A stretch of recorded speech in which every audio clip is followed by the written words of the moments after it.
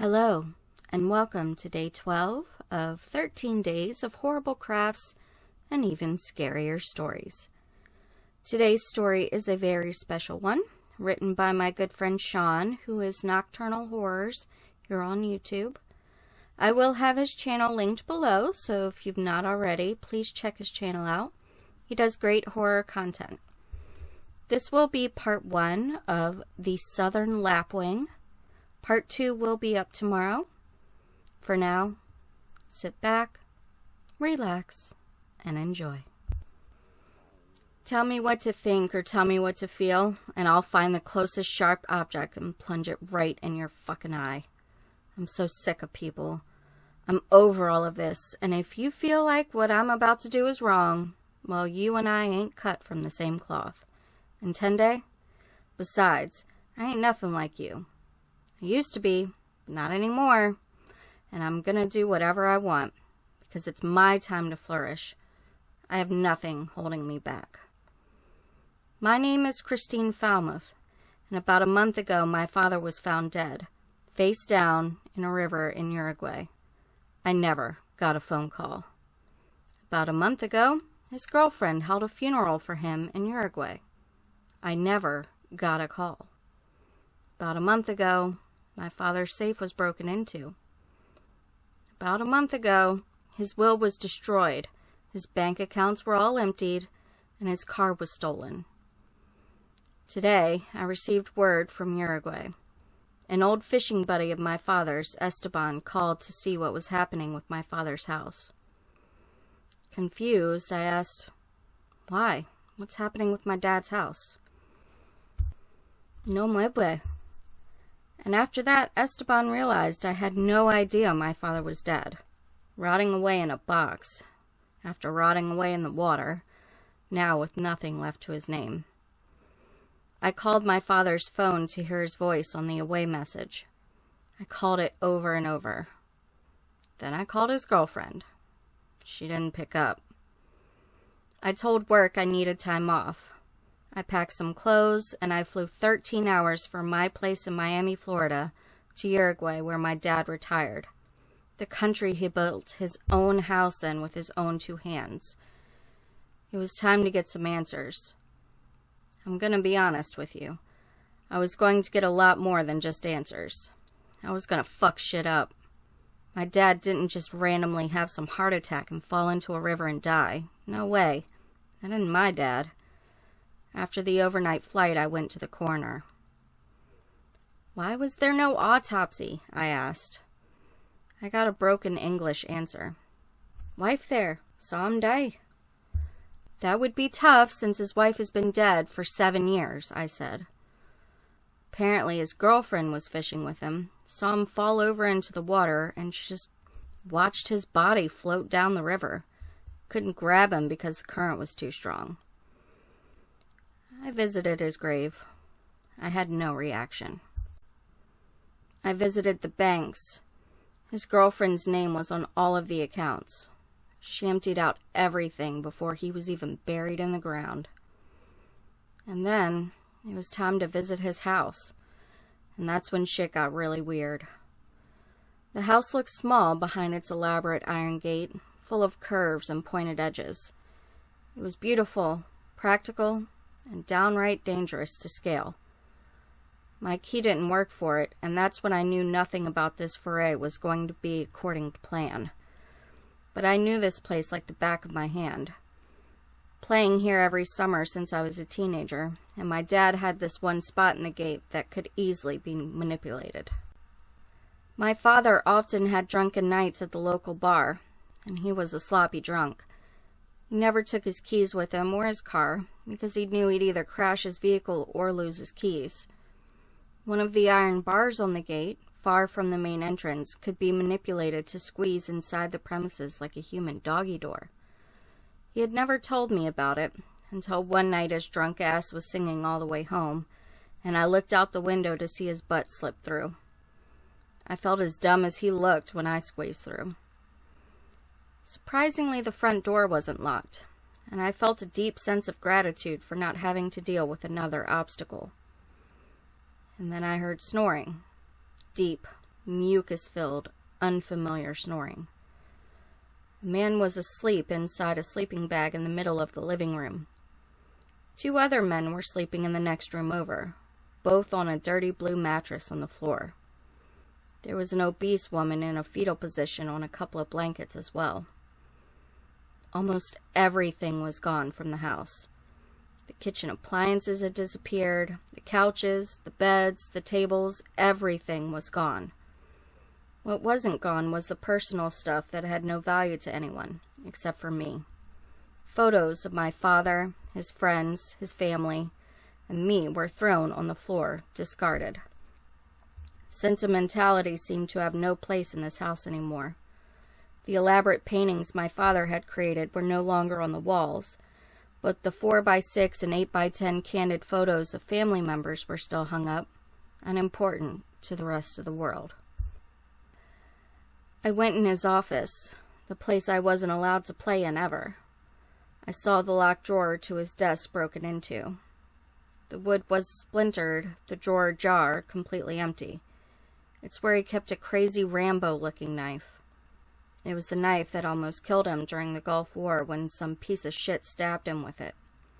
The nameless enemy had tried to stick him in the heart, but my dad was quick enough to turn his shoulder into it like a Floyd Mayweather defense tactic and got stuck with it right between the tricep. He said he didn't enjoy killing that man with his own weapon, but it had to be done. The fact that that knife was stolen pissed me off more than the money being gone. Rage filled in my belly, and I felt like I was going to puke it all out. I went back into the living room, kicked the first guy I saw in the ass, and screamed, "Wake the fuck up!" The snoring ceased. I told them they had all better be gone by the morning, because I was coming back with a shotgun. I got mostly blank stares. One of the men seemed like he was ready to do bad things to me, but I was ready to throw down. Sure, he was twice my size, but I wasn't no skinny bitch. I knew how to throw a punch. The woman translated what I said to the men, and she said, "Está bien" to me. I waited for one of the squatters to make a move on me, but they didn't. I was about to find out just how truly chicken shit they all were. The following day, my plan was to clean up my dad's house and find his girlfriend. I had a lot of things I needed to say to her. Well, yell at her, I guess. I needed answers. I had called her, but got no answer. I went to her house. I knocked her on an apartment door. No answer. I found my dad's car parked on the side of the road. Its wheels were gone, and everything under the hood was stripped. It was a shell, just like me. When I went back to my father's house, I found the front gate wide open, just like the front door. I walked in and found no sleeping bags and no squatters. In front of the mantel, however, was a large wooden bowl with a short white candle burning inside it. The candle was surrounded by teeth. Now, I'm no dentist, but if I had to guess, I'd say they were human. There was a headless Southern Lapwing bird draped over the teeth. Its fresh blood mostly spilt out of its body onto the not-so-pearly whites. Next to the wooden bowl was a photo of my father and I, still in the frame, propped up. Underneath the bowl was another photo, barely sticking out. I couldn't see what it was, though. Now, I don't believe in any occult voodoo shit, but there's no reason not to respect it either. I did not want to disturb this, curse? Is curse the word? It seemed like a bad idea to touch it. There was no way I wasn't going to see what was underneath. You don't prop a photo of me and my dead dad next to bloody teeth in a bowl and expect me not to be angry. That photo saw me holding up an empty cooler while my dad held out our fishing poles. We were both making sad faces in a fun sort of way, because we had caught nothing that day. So I grabbed a small dirty rag that was on the floor and lifted the bowl off the photo, careful not to touch it. It was a photo of my dad's house. The house I was in right now with a headless bird. There were bizarre signs written on the photo that looked like some sort of advanced geometry that I would never be able to understand. I burned the little welcome home gift the squatters left me in the fireplace. careful to not touch it at all with my own skin. I don't know why, I just did. That night I drank myself to sleep with some hard liquor, only to wake up to the sound of a woman's faint laugh. I followed the noise through the kitchen and into my father's office. The laugh was losing its strength, and I questioned whether it was coming from the office at all. Fog rolled past the bay window, through the trees that lined the river behind the house. Outside, there was an outline of a naked man standing on the dock. I tried to make out who the man was, but the fog thickened. I leaned right up against the glass. The world around me became silent. There was no sound of distant cars traveling, the river's waves made no crashing sounds, and leaves no longer rustled in the wind. But I'd be lying if I said I didn't hear gentle tapping. But this wasn't Edgar Poe's crow. It was a Southern Lapwing, without its wings, body, or feet. Just a head, tapping its beak on the desk. And the laughter returned, as I watched my dad's girlfriend walk through the office door, dressed casually without a care in the world, as the tapping bird continued its beat. She had always had a wide, infectious smile, and I had always assumed it was what drew my dad to her.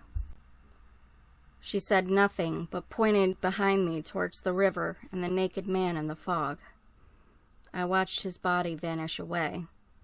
The tapping against the desk stopped, and I turned just in time to see the girlfriend shove the decapitated bird head into her mouth and crunch down hard to ensure her teeth would crack through the skull. She moved toward me while chewing, still somehow able to laugh her sadistic laugh as she drew closer to me.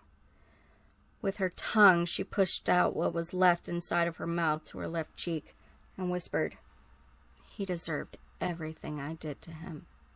She swallowed, regained her large smile, and I wondered how exactly I should kill her. The fog lifted, the sounds of the outside world came back to life, and my enemy wrapped her arms around me and squeezed me tightly. "And I'll be waiting for you," she whispered. I could not break from her grip. The desk was on fire, the windows burst into 1,000 shards of glass, all the photos went up in flames, the teeth shot out of the fireplace, the gate fell over, and the house began to crumble. The roof started to cave in, and I bit down on her tricep, and the girlfriend's grasp relented just in time for me to dive out of the broken bay window and narrowly avoid the roof, smashing my head in. His girlfriend didn't need to worry. She had disappeared like the naked man outside. I expected to wake up from a dream and see my father's house still standing and me with a killer headache. It simply did not happen. The house never came back to its true form. It stayed as rubble. And every single time I tried to get my bearings and see if I could think straight, the only thing I could hear was the girlfriend chewing on that poor Southern Lapwing, the tiny crunches of a skull being broken up by inhuman teeth. I stood up, brushed the dirt and glass off my clothes, and saw something out of the corner of my eye.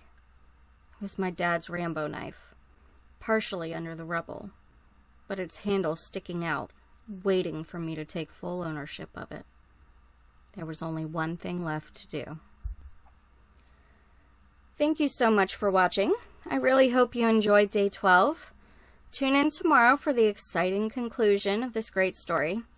Thanks again to Sean for writing this for me. That's all for me today. Have a good evening, take care, and sweet dreams.